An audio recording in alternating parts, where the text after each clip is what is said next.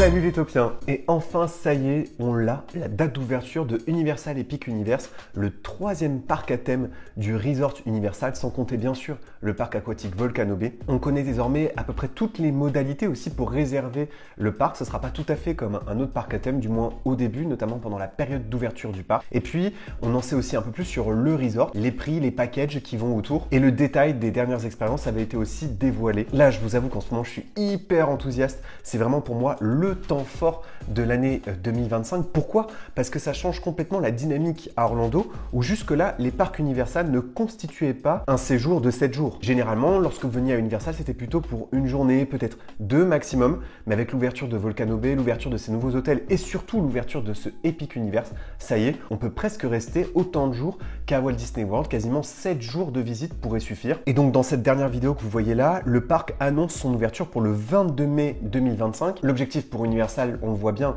c'était de ouvrir avant les vacances d'été, le plus tôt possible. Et on attendait en fait que la date soit révélée après le passage de l'ouragan en Floride pour être sûr que le parc soit pas trop endommagé et qu'il pourrait rattraper son retard après le passage de cet ouragan. Et ils estiment donc que c'est faisable. Pour rappel, Universal Epic Universe est vendu par Universal comme étant le parc le plus avancé au monde en termes à la fois d'immersion mais aussi de technologies qui y seront développées. Et au total, c'est plus de 50 attractions et spectacles qui ouvriront dans ce parc qui proposera de passer à travers des portails vers 5 mondes, en fait 5 univers différents. Les univers gravitent autour de ce qu'on appelle le Celestial Park, un peu comme des galaxies, des constellations, elles tournent autour de ces Celestial Park. Donc pour rappel, les zones thématiques, c'est le Wizarding World of Harry Potter. Vous avez aussi bien sûr le Super Nintendo World dans sa version complète, avec la fameuse zone qui est dédiée à l'univers de Donkey Kong et le coaster familial, et puis la zone dédiée à l'univers de Dragon, et puis enfin le Dark Universe qui rend hommage au Universal Classic Monster, les monstres des classiques Universal. Et dans le Celestial Park, vous avez aussi, et ça c'est un peu unique au monde, avec bien sûr le Disneyland Hotel de Disneyland Paris, vous avez cet hôtel qui est plongé en plein cœur du parc, qui s'appelle l'Universal Helios Grand Hotel. Il y a 500 chambres à l'intérieur de ce bâtiment et il permettra d'offrir une vue unique sur le parc. Et bien sûr, les résidents de cet hôtel bénéficieront d'une entrée dédiée. La question que tout le monde se pose désormais, comment réserver Universal Epic Universe? Alors, c'est pas si difficile de le réserver. En revanche, ce sera cher. Pour l'instant, le resort estime qu'ils vont avoir un trop gros pic d'affluence qui ne permettra pas de contrôler le nombre de visites quotidiennes dans le parc. Comme je vous l'ai dit tout à l'heure, l'objectif pour Universal Orlando, c'est d'inscrire leur resort dans une destination de vacances. Donc, cette première phase de vente de tickets Universal sera mise à disposition de ceux qui souhaitent passer un séjour de plusieurs jours dans le resort, que ce soit à la fois les résidents d'hôtel et ceux qui achètent des packages de tickets de plusieurs jours. Autrement dit, vous ne pourrez pas acheter un jour un parc à Universal Epic Universe, du moins au début de sa première phase de vente, donc sur une grande partie de l'année 2025. Je pense pas bien sûr que ça va durer très longtemps. Donc voici les packages de tickets qui vont vous donner accès à Universal Epic Universe. Et pour rappel, ces tickets seront mis en vente dès le 22 octobre. Vous avez un package de 3 jours, 3 parcs, qui vous permet d'accéder quand vous le souhaitez à Universal Studios Florida et Island of Adventure, mais vous avez un jour séparé à Universal Epic Universe. Vous avez aussi le 4-day ticket, même principe, il vous permet d'accéder à Universal Studios Florida, Island of Adventure autant que vous le voulez pendant ces 3 premiers jours, mais vous avez aussi un jour supplémentaire qui vous permet d'accéder à Universal Epic Universe. Même principe avec le 5-day ticket, 4 jours qui vous permettent d'accéder à Universal Studios Florida, Island of Adventure, et puis vous avez un jour supplémentaire qui vous donne accès à Universal Epic Universe. Vous le savez, pour ceux qui sont déjà allés à Universal Orlando Resort, Volcano Bay est toujours vendu séparément. Vous pouvez le rajouter à ces fameux packages dont on vient de parler, mais il faudra donc payer un accès supplémentaire à Volcano Bay. Et désormais, comme Universal Orlando Resort veut vraiment se tester comme une destination de resort, elle vend aussi un package de 7 jours. Et dans ce package de 7 jours, vous avez Universal Studios, Universal Island of Adventure, le fameux Volcano Bay, et puis vous avez toujours ce Separate Day Admission to Universal Epic Universe, c'est-à-dire seulement un jour d'admission à Universal Epic Universe. Et puis Universal Epic Universe s'entoure d'hôtels. Vous avez le fameux Grand Helios Hotel, et puis vous avez 2 autres hôtels dont on parle moins, le Universal Stella Nova Resort et le Universal Terra Luna Resort, qui se font face tous les deux. Dans ces 2 hôtels, il y aura plus de 1500 chambres. Et comme pour le Grand Helios Hotel, la thématique n'est pas choisie au hasard, elle essaye de rebondir et de se réapproprier le thème de Epic Universe, c'est-à-dire un thème autour de l'astronomie, des constellations. Encore une fois, c'est à prendre avec des pincettes, mais le prix de départ pour ce resort, ce serait de 147 $ la nuit. C'est plutôt abordable et c'est effectivement un resort qui est moins premium que bien sûr le Grand Helios Hotel qui se situe à l'intérieur du parc. Mais bien sûr, il est basé sur le prix dynamique et avant de retomber sur ces prix-là, il faudra attendre à mon avis plusieurs semaines voire plusieurs mois avant que la demande se régule. Donc voilà pour les prix, pour les packages, pour la façon dont tout ça va être mis en vente à partir du 22 octobre. Et puis pour ce qui est des zones, on savait déjà tout sur le Dark Universe, sur le Super Nintendo World, le Celestial Park, mais aussi la zone Dragon. Il y a une zone qu'on n'a jamais pu traiter en vidéo, c'est la zone dédiée à l'univers de Harry Potter.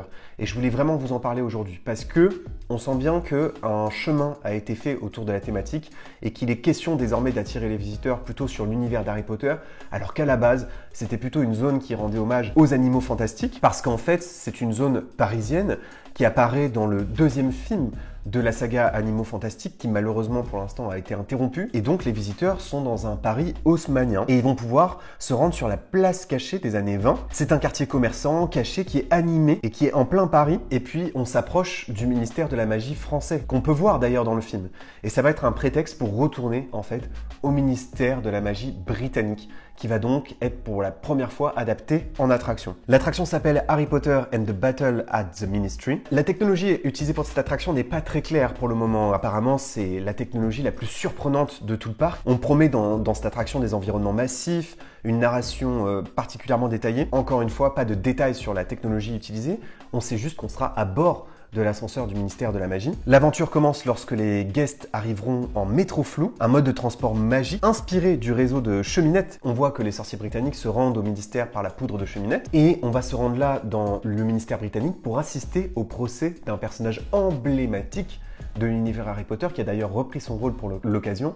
On va assister au procès de Dolores Ombrage. On va arriver dans un espèce d'immense atrium. On va pouvoir découvrir les différents départements du ministère de la magie britannique et on va pouvoir emprunter les ascenseurs magiques omnidirectionnels pour assister au déroulement du procès. Jusqu'à ce que Dolores Ombrage cherche à s'échapper du ministère. Et on sait que les personnages d'Harry Potter, Ron Weasley, Hermione Granger vont réapparaître. Ils réapparaissent dans quasiment toutes les attractions du Wizarding World, sauf que très souvent, comme ils n'ont pas pu reprendre leur rôle parce que c'est probablement trop cher aussi pour Universal, on voit leur silhouette, on entend leur voix, mais on ne voit pas leur visage. C'est le cas par exemple dans le Poudlard Express qui conduit jusqu'à Préolard. En revanche, ce sera bien la véritable Dolores Ombrage, et ça j'ai très hâte de le voir. Et donc apparemment, le véhicule va être propulsé de haut en bas, d'avant en arrière, tout ça pour essayer de capturer Ombrage, et en esquivant aussi les attaques des mange-morts, d'autres créatures qui sont sur le parcours. Ça, c'est probablement l'attraction la plus spectaculaire de tout le parc. Il n'y a pas autre attraction à mon avis qui a coûté plus cher et qui est plus innovante que celle-ci. Vous avez aussi une spécificité dans cette zone Harry Potter. Jusque-là, il y avait assez peu d'entertainment dans les Wizarding World. Il y en a bien sûr ici ou là sur quelques scènes, mais c'est jamais très grandiose. Là, il y aura un spectacle en journée dans le cirque Arcanus. Donc là, bien sûr, vous aurez des acrobates, des effets spéciaux, vous aurez un vrai show théâtral qui sera donné en journée à plusieurs reprises dans le Wizarding World. Et ça, c'est ce que j'aime beaucoup avec Universal Epic Universe, c'est que dès le départ, ils ont intégré les expériences théâtrales dans leur réflexion et disponibles dès l'ouverture. Ces dernières années, je pense qu'Universal a compris qu'ils avaient une carte à jouer sur les spectacles en journée. Et d'ailleurs, Disney essaye de compenser avec l'arrivée prochaine de nouveaux spectacles en journée. Ce cirque qu'on voit apparaître dans le film va être reproduit pour un show qui sera donné à plusieurs reprises dans la journée. Et ça vraiment, j'ai très hâte de voir ce que ça donne, comme le show de dragon aussi qui sera proposé juste à côté. Et puis vous aurez aussi bien sûr une boutique de baguettes magiques, puisqu'en fait tout le land sera interactif, comme dans le chemin de traverse et comme à Préolard. Vous pourrez faire des tours de magie dans tout le land. Le land aussi promet d'être un peu plus vivant, c'est-à-dire qu'il va se passer des sortes de happenings, on va pouvoir croiser des personnages toute la journée. C'est pas forcément le cas effectivement à Island of Adventure et dans l'autre parc Universal qui est principalement animé pendant les Horror Nights, mais en journée vous n'allez pas croiser de caractère dans les lands d'Harry Potter.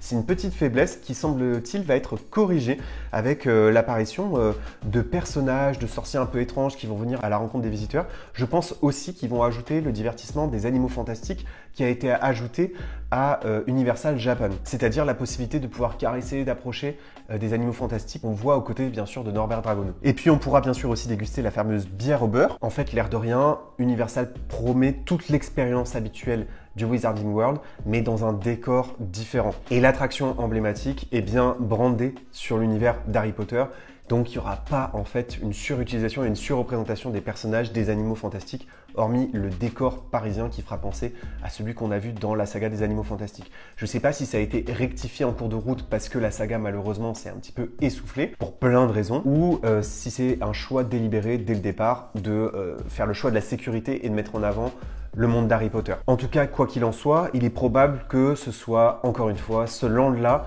et cette attraction qui soit la plus populaire de tout le parc. Mais moi, je vous l'ai déjà dit, le land qui m'attire le plus, c'est surtout le Dark Universe et le manoir de Frankenstein. Et puis, je suis déjà un petit peu amoureux du Celestial Park qui connecte toutes ces zones-là. En tout cas, j'ai vraiment très hâte que le Universal Epic Universe ouvre. Vous vous en doutez, je serai sur place pour le découvrir dans les mois à venir. J'ai très hâte de suivre ça avec vous. C'est un moment historique qui va complètement changer la dynamique des parcs à thème et peut-être que les technologies qui seront installées dans ce parc seront ensuite dupliquées dans d'autres parcs Universal et permettront de relancer aussi un peu la dynamique de Walt Disney World qui en ce moment souffre un peu justement de toute cette attention portée à Universal Epic Universe. J'ai très hâte de suivre ça avec vous. J'espère que cette vidéo vous a plu. N'oubliez pas que vos rêves sont éternels. Bye!